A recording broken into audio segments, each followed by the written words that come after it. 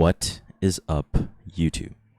Today we have a special video. A lot of people have been requesting for a new Guild War defense video, and I thought, what better time than after vacation where I've had some time off, and we have a new microphone. Shout out to Nico again. Thank you for sponsoring this microphone. And regarding ML Senya, she's been a really strong unit that I've been able to test in 2 Guild Wars so far and having her on defense. And after building her and playing with some different builds and testing her in mock battles, I've kind of compiled some builds for you guys to run in your own Guild War defenses if you're trying to farm those shields, and if you guys are just trying to switch it up, change it up, or even if you're trying to figure out how to attack this defense. I'm going to be including all of that from attacking to defenses in this video. And as always, if you guys do enjoy this type of Guild War defense video and you want to see them come more frequently, please drop a comment in the comments, obviously, to let me know which unit you want to see next. Maybe Janua, maybe Polly, I don't know. But you guys let me know, and I'll be more than happy to cater to you guys. And please go watch the most recent video for the Palladia interview. Maybe leave it on almost like it's a podcast. But anyways, without further ado, I'm going to jump straight into the builds for ML Senya and just talk about her skill kit and how you can utilize it so you can get some of those shields, regardless of if you're a competitive Guild War or if you're trying to farm those shields in top 500. So like, comment, subscribe, and I'll see you guys in the next clip. So here you're going to be seeing on screen some of the defense wins that I've had with ML Senya and how much success that I've been having with her these past 2 Guild Wars, and which kind of what led me to even wanting to make this video ASAP. You can see that people ran all types of different comps. You could argue that maybe they're not the best comps, but regardless, we're here to talk about ML Senya and why she's so strong. And honestly, she doesn't matter if you're in a fort like I am here. If you're in a small tower, she's going to work just as fine because her kit is so powerful to the point where it's just one of those unsolved mysteries, which I don't even know if we're going to be able to solve it yet. But by the end of this video, I promise you, you guys will be comfortable setting her up in defense, getting shields, and also attacking her. So now that you've seen the track record from the past 2 Guild Wars and how much success that I've had with her, we're going to jump into how to build her and on defense particularly. And so let's go right ahead. In this first example, your first build that I want to talk about is the fast opener Senya. And you might be thinking opener, usually opener is like 300 speed, right? Well, ML Senya's base speed is 104, so it's not very high. And the whole idea for this type of Senya is so that you can kill off a strong DPS. And you might be thinking, what DPS in the game can kill a tank one shot if they're like 40k HP? If you're thinking it's strays, you and I have the same thought process. So the whole idea behind this particular Senya is you want to be fast enough to where if someone wants to bring, Synergy strays +1, you're going to be able to one-shot the strays and just completely wipe them out. On screen that you'll see right now, you're going to see that we're going to do about 11.9k. Let's just round it out to 12k damage with 3F proccing. And that's obviously going to be able to for sure kill a strays, right? You can make the argument that, maybe the strays is going to be, a tanky strays, but I would say 90% of people are not going to be running a really high HP, high defense strays. It's just not very common. And you'll be seeing as the meta progresses that people are going to start bringing strays Synergy for the Senya. Because why Synergy strays is because Synergy can resist the ML Poly, as a lot of you guys have seen, and strays can one-shot tanks. The only kind of thing that it could lose to if you run strays without Synergy is what if it's Holy Sack Senya and it comes back and it kind of screws you up, right? Well, in that case, you kind of negate that, right? And being so fast at 260 speed, I'm going to be able to one-shot the strays and play 2v3 out the gate right after my ML Poly moves. So that's why this build is really strong. And to kind of put in perspective, like what kind of gear we're looking at, we have a 12 speeder here. You got a 41 HP, 23 speeder, 24 speeder, 19 speeder, and 39 HP on the boot. Now, is this a very realistic build? Of course not. This is going to require some pretty nice gear, but I will say if you guys are playing RTA, maybe having her at 240, just change one piece of gear. Maybe that's going to be the difference on whether you have enough damage to kill that strays. But this is the first variation I want to cover and why it's so strong as a small tower. Okay, if you're in a fort, don't run this. But if you're in a small tower and you want to trap some motherfuckers, this is going to do the job, I promise you. All right, give this a run and let me know how it goes. All right, and if you are going to be running this fast build, make sure you're always running 3F. You're not going to be able to play this type of build with something like Holy Sack or Bastion of Perlucia or anything else. So let's move over to a second variation and let's go right ahead. For a second build, I think in the first example, I didn't show the comp, but this is going to be revolving around Sea Phantom Poly and Genua and Senya, and I'll give you guys more examples of different combinations that you can run if you don't have maybe Genua or if you don't have Sea Phantom Politis. Now, in this example, you can see that we're running a protection set and HP set, and we're running Holy Sacrifice.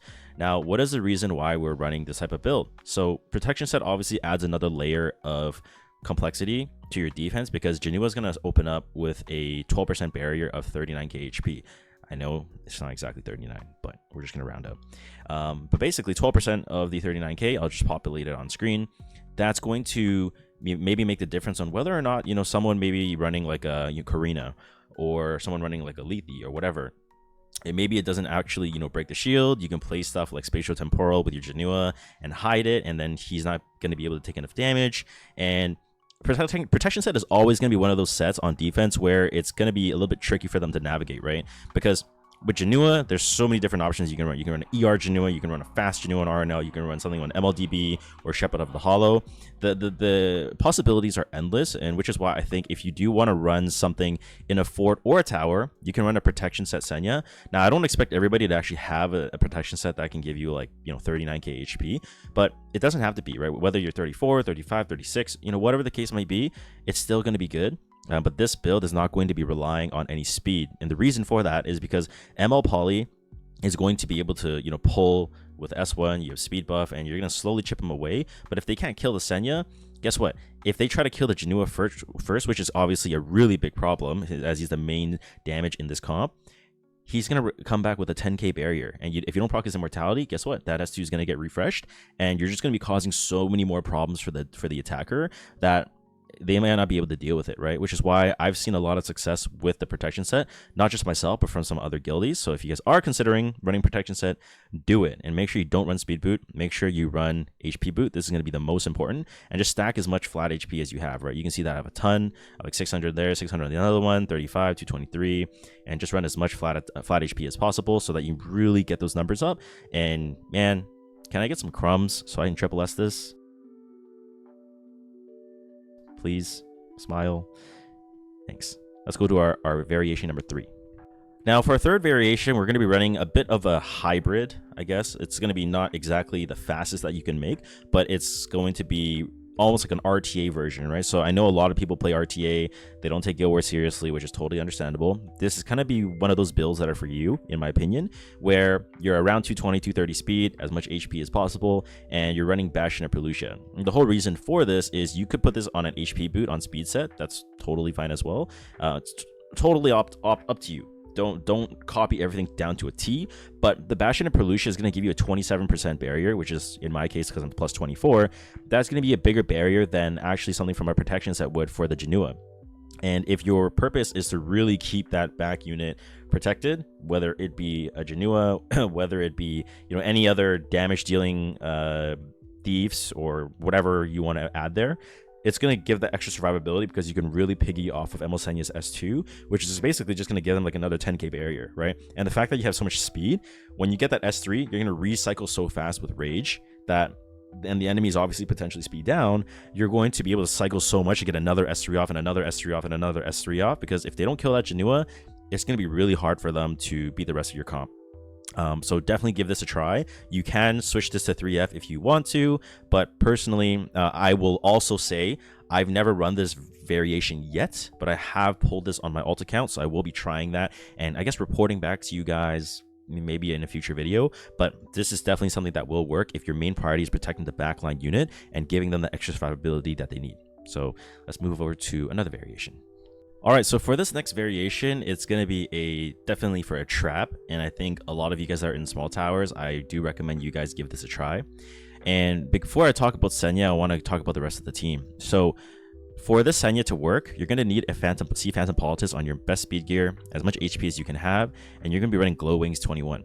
Now, the reason for this is because when she uses her non-attack skill on S3, she's going to give a 15% barrier, or barrier equivalent to 15% of her maximum health to the entire team. Now, Janua obviously is just Janua. We don't care about her, or him. But ML Senya, we're going to be running Proof of Valor. We're going to be running 42k HP. And we're going to be getting a 15% barrier from the Sea Phantom Politis from Glowing is 21. Now, on screen, you're going to see how much damage a Stray's S3 is going to do with attack buff, with Torrent set, 4k 300, technically 4.1k 300. And you can see that it's going to survive a Stray's S3. And they have Portrait. I want to say they're not on Benny Marutachi. They're on Portrait, because we're going to assume, let's say they're running with a Sinful Angelica for attack buff. This is going to survive, because not only will it tank the initial damage, but the Glowwings 21 is going to give enough shield to Senya so that it survives. Now, that's the first phase. The second phase is Stray's S3 is going to do enough damage to Janua to proc her to below 50%, because we don't have Spatial Temporal Fan on our Sea Phantom Politis. We're going to be running Glowwings 21, which means that barrier is not going to be enough to protect the Janua to prevent him from going or staying above 50, right? So the whole point of this comp is you bait the Strays. Senya's going to proc S2 for the Janua. Janua procs Rage. He's going to get his ability. Senya's going to be able to get the ability. And Polly basically has the Glowwings, and, Senya's going to be able to stabilize. Now, there is a chance that maybe you still die anyways, but I think it's definitely worth trying, because, why not? Right? Chances are they're not going to have a light bait with Sea Phantom. Maybe they can strip the invincibility off the Strays. Maybe you kill one unit off. And remember, Guild War defense is one of those modes where it's not about the result. You don't want to look at it with, oh, I didn't get a shield, this defense sucks, I'm going to change it. No. The whole point is, if I'm able to take out one unit, if I can take out a Strays, if I can take out a Karina, if I can take out a Sinji, if I can take out a Candy, whatever, right? That is going to be one less unit for that person. Let's say they did that on their first attack. The next two attacks is going to be a lot more suspect for them if you're running a lot of these defenses, or if they don't have a core key unit, especially that where Sea Phantom Politis is so demanding of particular units on offense right now. That's still a win in your book for the rest of the guild. And obviously this is coming from a very competitive guild war perspective, but to me, when I look at someone's small tower, it's like, oh, I didn't get a shield, they fucking suck. No. The point is, oh, they actually killed a Karina. Wait, that's one less Karina that they can use for the next two attacks, and that could be the difference maker on whether you win or lose. So just keep that in mind. Like, the perspective that I'm coming from is not about always winning. It's about killing off a unit, doing something for the rest of your guild, for the rest of your towers, for the rest of your forts, right? It'll make their life a little bit easier since they don't have that unit anymore. But this is definitely a good one, a good curveball to throw into the mix, and give it a try. Let me know what you guys think. Now, the next part of this video, there's no more variations, but I want to talk about what other units that you can bring with ML Senya, because like I mentioned in the beginning, a lot of people might not have Janua, maybe they don't have Sea Phantom Politis, and maybe you have some other units and you don't really know what else can work with them. So I'm going to kind of give you some examples right now, and I'm just going to kind of free flow it. So what I could do is, if I don't have Sea Phantom Politis, right, I could put Ran in here. Ran's also an opener, right? Sure, it doesn't give the glow wings. Sure, that's fine. But you also have that potential where, okay, now it's no longer something as simple as Strays, because Ran can just one-shot that, right? So you can put Ran in the mix there. I think that's a totally viable option. I think alternatively, the core foundation when running ML Senya on defense is having a DPS in the back. And when you think DPS, you might be thinking, oh, like a heavy hitter, right? Something like a Janua or a Rylet or an Aiden or something of that sort. I don't want you to think that way, right? I want you to think from a perspective where, what is your win con? That's going to be your damage dealer, right? So it could be something like an ML Shu, right? ML Shu, it's going to be a unit where if they don't kill the ML Shu, they're not really going to be able to win, because they're going to be able to tempo up with, ML Shu gets speed buff. You don't know how fast she is. She could be 280, 250, 240, whatever. She could have higher HP than Senya in case to bait some Strays on Snow Crystal or whatever the case might be. And the key thing for the foundation is you guys work with whatever units that you guys have, right? That back unit, you're just piggying off of the ML Senya passive on S2 to get that extra barrier, get that extra level of survivability, so that you're making the attacker's life as hard as possible to break through that back line, right? Which is why Janua is so important. Right. Obviously, the backline, I think Janua is great. I think Shu obviously is really great. You can even try something like a Shaltier. You know, if you're like, you know what, I want to play the Overlord event, why don't I run something like a Shaltier? And the reason for that is because she can't take more than 50% damage on her first turn. What if we run something like an Aiden, like I said? What if we run something like a Spirit Eye Selene and put her on a 300 speed set on your best DPS gear and put her on Secret Art Storm Sword so people can't really cleave you? Like, there's a lot of different options, and I want you to think about that the backline is not just a heavy hitter. It's a win condition, and it doesn't always have to be a heavy hitter. So just keep that in mind. You can even run something like a Fire Ravi. You know, Fire Ravi would be just as good. You know, she gets CR every time she gets hit. You can protect her. She can, you know, you could run ML Senya. There's a lot of different variations that you can run. But I think the core foundation is ML Senya, win con in the back line, and then some type of opener as your third unit. But hey, let's say, hey Victor, you know, I'm really freaking slow. You know, I don't have any other options. Okay, what if we run a Destina? What if we just make our team unkillable and we play 3F Senya and you have units that are just so tanky, you have an idle cheer or something, and they just can't ever, you know, cleave you down, right? There's a lot of different variations you can go for. Get creative. This unit is changing the Guild War meta completely. Okay, tenfold. And you can see in one of my Guild War videos that you'll be seeing soon is that I ran ML Senya and Blood Moon Haste together in Guild War defense. Oh, also, I guess why don't we run ML Haste on defense with our ML Senya? There's a lot of different variations that you can go for. Get creative. And yeah, I don't want to yap too much because I sound like a broken record. But again, ML Senya, some type of opener or some type of, you know, unit that can kind of bring your two units together, and then a win con in the back. Doesn't have to be DPS. It could be a Fire Ravi, a Bupun Haze, a ML Shu, a Janua, whatever. Get creative and let me know what you guys cook up, because I'm really interested to see what you guys come up with as well. And let's go over to the next part. Conquer Lilith 17.5k on Nostalgic Music Box.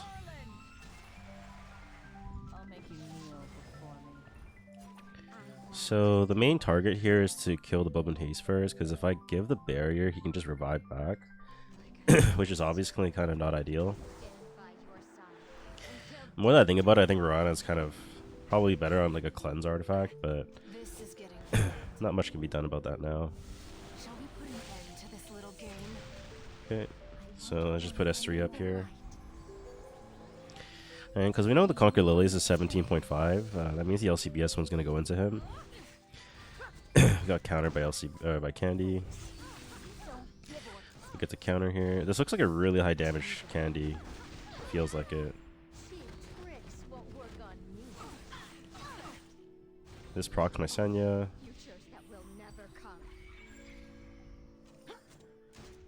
I tank it like a beast. My AoE S3 with Senya. I don't know. I wonder if this straight up kills. Oh my god. It's straight up killed. Wow. To the second. Rand's 9.5k. Doesn't look like you got RNL. Not Silver Rain either. Procs my Janua turn 1. Strips my Immortality. Senya procs her barrier.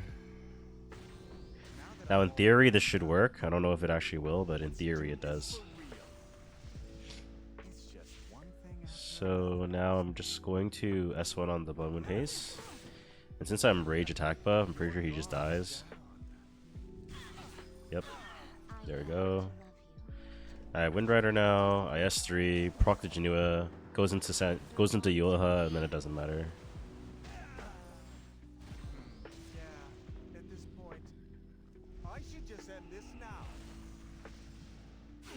Wow. I cannot believe my 3F actually did that much damage. That's crazy. Alright, well, Janua's dead. Pretty bad defense if you ask me. Anyway, moving to our second attack. Curse Compass Politis. So it looks like it was a 250 speed Politis to trap for Sinful Angelica. So I'm going to grab this speed screenshot, and then what I'm going to do is I'm going to... I'm just going to S3 Janua here. Okay, bring in with 1 HP. This procs his passive. Yoha can tank the hit. And because it's not hidden like Spatial Temporal or anything, right? So, like, this basically doesn't matter. Doesn't proc me. This procs my Janua. Also procs my Senya. And oh my god, he's dead. Yeah, I think Senya is kind of OP. Oh, 28k Yuffie as well.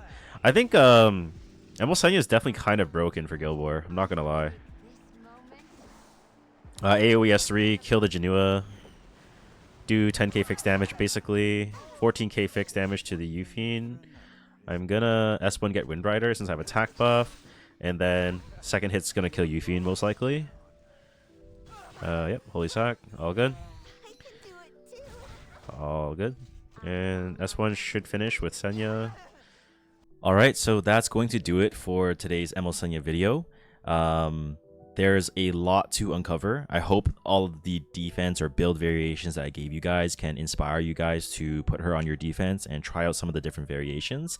And I do want to say that these variations are available to everybody. Whether you're going for top 3, whether you're in top 50, top 100, top 200, top 500, I promise you, if you put this in your defense, you will get shields.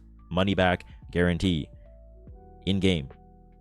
But I can't give you gold back, because technically I'm breaking TOS. So, sucks to suck, buddy. But anyways, if you guys enjoyed this type of video and you want me to make another kind of hero review on Guild War defense, let me know in the comments, and I'll try to get to that as soon as possible. But as always, thank you very much for supporting me and watching the video. And if you made it here, you know, maybe let's leave ML Senya is my mommy in the comments. If real ones, I don't know who's real and who's not real, right? I'll see that in the comments. If you're real, leave that in the comments. But until next time, like, comment, subscribe. Thank you so much for watching, and I'll see you guys on the next video or next stream, whatever that is, and take care. See you next time. Bye.